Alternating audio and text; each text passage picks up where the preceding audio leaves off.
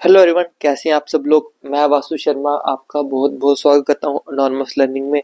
Hope करता हूं अच्छे होंगे, स्वस्थ होंगे, अपनी पढ़ाई कंटिन्यू कर रहे होंगे। आज हम अपनी क्लास में मैथ्स के क्वेश्चंस को देखेंगे आपके आने वाले एग्जाम के लिए। तो क्लास स्टार्ट करने से पहले आपको बता दूं, डिस्क्रिप्शन में हमारा व्हाट्सएप नंबर मेंशन है। अगर आपको कोई भी डाउट है क्लास से रिलेटेड, आप वहाँ पर जाके पूछ सकते हैं। आ जाइए, हम भी बिना टाइम वेस्ट किए अपनी क्लास को स्टार्ट करते हैं। हमारा फर्स्ट क्वेश्चन है, find the value of 8400 of 5 by 7 of 3 by 4 minus 2800 of 3 by 7 of 1 by 5 of 3 by 2। कुछ नहीं, सिंपल मल्टीप्लिकेशन करनी है इनकी और इनकी, उसके बाद इसके डिवाइड कर देना। आइए करते हैं। पहले करते हैं 5 by 7 of 3 by 4, 5 by 7 into 3 by 4। ये हमारे पास आएगा 15 अपॉन 7 4 का 28। दूसरा करते हैं हम 3, क्या लिखा है हमारे पास, 3 बाय 7, ये इस वाले की, इंटू 1 बाय 5। यहाँ पास आएगा 3 अपॉन 7 5 का 35। मल्टीप्लाई करेंगे इसमें हम 3 बाय 2 को, ये जो इक्वेशन में दिया है। हमारे पास आएगा 3 3 का 9, 35 इंटू 2 हमारे पास होगा 70। इनका सम मल्टीप्लिकेशन का रिजल्ट हमारे पास आया 15/28 और 9/70। दूसरी क्वेश्चन हमारे पास लिखा हुआ है 8400 ऑफ 50.7, ये हमारे पास आया 15/28 माइनस 2800 ऑफ 9/70। इसको करने के बाद हमारे पास रिजल्ट आएगा, अगर हम इन दोनों को करेंगे तो हमारे पास आ रहा है 4500, और इन दोनों को करने के बाद हमारे पास आ रहा है 360। ये सही कटा। अभी क्वेश्चन बनी 4500 माइनस 360, लास्ट में बस है 4140, जो है ये option is the correct answer. Hope करता हूं आप सबको अच्छी समझ आई होगी। नेक्स्ट क्वेश्चन हमारे पास, if the highest common factor HCF of two number is 1, highest common factor है दो नंबर का एक, ठीक है। देन दे आर कॉल्ड, उनको क्या बोलेंगे जिनका HCF एक होगा दो नंबर का, उनको हम बोलेंगे coprime number. That is C option is the correct answer. Coprime number कौन से हैं? Coprime number are two number whose highest common factor is 1। Simple way में लिखें कि no common factor other than 1, no common factor other than 1। यहीं पे लिखा हुआ the highest common factor of two number is 1, then they are called coprime number. जिनका highest common factor 1 है उनको बोलते हैं को प्राइम नंबर। अब कॉम्पोजिट नंबर कौन से हैं वो क्वेश्चन पूछ सकते हैं, जिनके मोर देन टू फैक्टर्स, जिनके दो से ज्यादा फैक्टर हो उनको कॉम्पोजिट नंबर बोलते हैं। रैशनल नंबर कौन से नंबर है जिनको P अपॉन Q की फॉर्म में लिखते हैं, उनको रैशनल नंबर बोलते हैं, और ये इंटीजर्स होते हैं। होप करता हूं आपको अच्छे समझ आई होगा ये क्वेश्चन। अगला क्वेश्चन हमारे पास, the marks obtain by candidate in a test in 5 subject. जो कैंडिडेट के मार्क्स है 5 सब्जेक्ट में से 90 में से मार्क्स मिल रहे हैं, are 57 64 72 83 and 84। The percentage of marks obtain by candidate in the test is, candidate के कितने परसेंट मार्क्स आएंगे हमें वो निकालना है परसेंटेज में। सबसे पहले निकालते हैं टोटल कितने मार्क्स आए हैं। 57 है एक सब्जेक्ट में, दूसरे में है 64, एक में 72, फिर 83, फिर है 84। टोटल मार्क्स हमारे पास हो गए 360 के बराबर। 5 सब्जेक्ट में मार्क्स सब्जेक्ट के एग्जाम दिए, 5 में से मिलेंगे 90 नंबर है, 90 में से मिल रहे 5 सब्जेक्ट हैं, 059 का 45, 450 में से नंबर मिलेंगे। तो हमारे पास आएगा 360, कितने में से नंबर मिले डिवाइडेड बाय 450, निकालना है परसेंटेज में, मल्टीप्लाई बाय 100। ये से ये कटा। इसको करने के बाद हमारे पास आया जो है 0.8% इंटू, सॉरी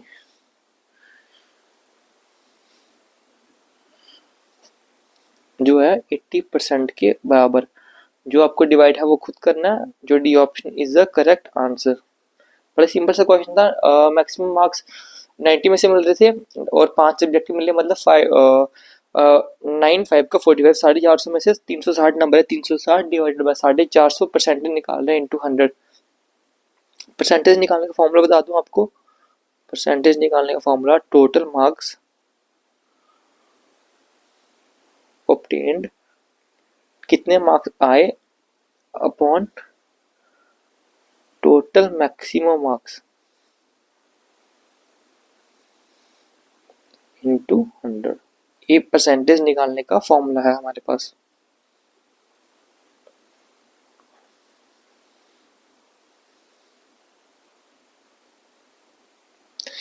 और होप करता हूँ आपको ये भी क्वेश्चन अच्छे समझ आया होगा। नेक्स्ट क्वेश्चन हमारे पास, if under root 2916 बराबर 54, then what will the value of under root 29.16 plus 0.2916 plus ये बराबर ये आई निकालते हैं। बड़ा सिंपल सा क्वेश्चन है ये भी। तो हम इसको ऐसे लिख सकते हैं, under root 29.16 plus under root 0.2916 plus under root 0.00291 plus under root 0.00002916। आइए करते हैं इसको। हम इसको लिख सकते हैं यहाँ से, अंडर रूट 2916 अपॉन 100, पॉइंट निकाल दिया। अब अगला लिख सकते हैं हम, under root 2916 upon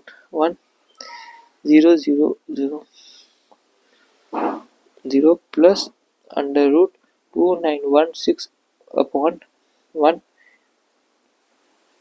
1 2 3 4 5 6 plus under root 2916 upon 1 2 3 4 5 6 7 8। Point के आगे जितने जीरो हैं और डिजिट है उतने हमारे पास जीरो आएंगे। फर्दर करने के बाद हमारे पास आएगा under root 2916 upon 10 plus under root 2916 upon 100 plus under root 2916 upon 1000 plus under root 2916 upon, further इसको करेंगे। हमारे पास आ रहा है इसका अंडर रूट हमारे पास गिवन है, दैट इज बराबर 54 54 upon 10 plus 54 upon 100 54 upon 1000 plus 54 upon 10,000। ये हमारे पास बन रहा 5.4 प्लस 0.54 प्लस 0.054 प्लस 0.0054। अप्रोक्सीमेट बना हमारे पास 6.0094 के, जो है डी ऑप्शन में। राउंड ऑफ करके हम इसको लिख सकते हैं 6.9994, जो है D option is the correct answer. Hope करता हूँ आपको सबको अच्छे समझ आई होगी। नेक्स्ट क्वेश्चन हमारे पास, क्वेश्चन हमारे पास, if 35% of a number 35% of a number according to the problem 35% of a number मतलब x सेलेक्ट करते हैं बराबर 60% of that number is less than 15 minus x। ये क्वेश्चन में लिखा है तो if 35% of a number, वो नंबर को हमने लेट किया x, 35% of x is 15 less than 60% of number, 60% कम है वो नंबर x माइनस 15। ये हमारे पास इक्वेशन है। देन द नंबर इज, हमें वो नंबर निकालना है। आई निकालते 35% को हम 100 से करेंगे परसेंटेज में, हमारे पास आएगा 0.35x बराबर 60% को करेंगे तो हमारे पास आएगा 0.60x माइनस 15 के बराबर। ये हमारे पास है 0.35x माइनस 0.60 x बराबर माइनस 15। ये हमारे पास आया 0.25x बराबर माइनस 15। ये से ये कटा और x की वैल्यू हमारे पास आ गई जो है 60 के बराबर। 25 को हम 15 अपॉन 0.25 से अगर डिवाइड करेंगे तो हमारे पास आ रहा है 60, जो है B option is the correct answer. Hope करता हूं आपको सबको ये क्वेश्चन अच्छे समझ आया होगा। नेक्स्ट क्वेश्चन हमारे पास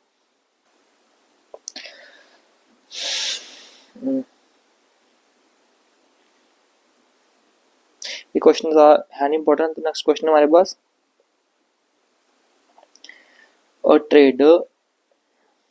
एक trader sells an article at a profit of 15%। एक ट्रेडर आर्टिकल को सेल कर रहा है 15% के प्रॉफिट पे, ठीक है। Had he bought it at 10% more and sell it at 34 more. 10% more में खरीदा और 34% ज्यादा में बेच दिया। He would have earned a profit of 20%। तब उसने एक प्रॉफिट बनाया 20% का। The cost price of the article is, उस आर्टिकल की कितनी कॉस्ट प्राइस होगी हमें ये निकालना है। आइए निकालते हैं। तो कॉस्ट प्राइस को हम लेट कर लेते हैं हम एक्स, कॉस्ट प्राइस भी एक्स। कॉस्ट प्राइस को हमने एक्स लेट कर लिया। तो कॉस्ट प्राइस प्रॉफिट था हमारे पास 15% ऑफ कॉस्ट प्राइस बराबर सेलिंग प्राइस के बराबर जो इनिशियल थी हमारे पास।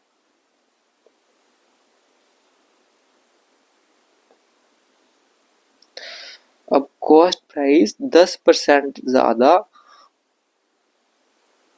Cost price plus 20% of cost price plus 10% of cost price बराबर सेलिंग प्राइस के बराबर plus 34 more new selling price. Simplify करने के बाद हमारे पास आया x प्लस 0.15 x बराबर selling price, x plus 0.1 x plus 0.2 into 1.1 x बराबर सेलिंग प्राइस प्लस 34। हमारे पास इक्वेशन बन रही है 0.1 x प्लस 0.22 x बराबर 34, 0.32 x बराबर 34। x हमारे पास आया 34 डिवाइडेड बाई 0.32 जो आ रहा है 200 के बराबर, जो है B option is the correct answer. So hope करता हूँ आपको ये भी क्वेश्चन अच्छे समझ आया होगा। नेक्स्ट क्वेश्चन हमारे पास, a sum of rupees 10,000 amount to rupees 11,025 in 2 years, इतना बड़ा in a certain rate of interest per annum, ठीक है, compounded annually. The rate of interest per annum हमें निकालना है कितना रेट ऑफ इंटरेस्ट उस पर लगा। आइए निकालते हैं। तो हम पहले एक फॉर्मूले बनाते हैं। ए बराबर है हमारे पास फाइनल अमाउंट के बराबर, सॉरी ए बराबर लिखते हैं ए बराबर पी 1 प्लस आर अपॉन 100 का 100 की पावर एन, जिसमें ए हमारे पास फाइनल अमाउंट, ये हमने लेट किया। फाइनल अमाउंट है हमारे पास 11,025 के बराबर, और पी हमारे पास प्रिंसिपल अमाउंट जो था हमारे पास 10,000, प्रिंसिपल अमाउंट 10,000 के बराबर। आ रहा है हमारे पास रेट ऑफ इंटरेस्ट जो हमारे पास अननोन है, हमें निकालना है। एंड और कितने साल में, एन नंबर ऑफ ईयर्स, मतलब नंबर ऑफ ईयर्स जो थे 2 साल के बराबर। तो आइए इसको रीअरेंज करते हैं। 1 प्लस आर अपॉन 100 का स्क्वायर बराबर final amount upon principal amount. तो 1 प्लस आर अपॉन 100 का स्क्वायर बराबर 11,025 अपॉन 10,000। फर्दर इसको सॉल्व किया तो हमारे पास आया 1 प्लस आर अपॉन 100 का स्क्वायर बराबर 1.1025। 1 प्लस आर अपॉन 100 बराबर अंडर रूट, स्क्वायर का उधर गया तो अंडर रूट में शिफ्ट हो गया 1.1025, जो आ रहा है अप्रोक्सीमेट बराबर 1.05 के बराबर। तो 1 तो r अपॉन 100 बराबर 0.05। 1 उधर गया तो माइनस में हुआ और इसके बाद बचा हमारे पास 0.05। तो r हमारे पास आया 5 के बराबर। तो correct answer is C option 5% is the correct answer. Hope करता हूँ आपको ये भी क्वेश्चन अच्छे समझ आया होगा। नेक्स्ट क्वेश्चन हमारे पास, क्वेश्चन हमारे पास which of the following number is divisible by 9, इनमें से कौन सा नंबर डिविजिबल बाय 9 है। इसको निकालने की मैं आपको एक ट्रिक बताता हूँ, कौन सा नंबर डिविजिबल बाय 9 है। जो सम ऑफ डिजिट्स है वो आना चाहिए 9 के बराबर। सम ऑफ डिजिट है हमारे पास, जो डिजिट है मस्ट बी डिविजिबल बाय 9।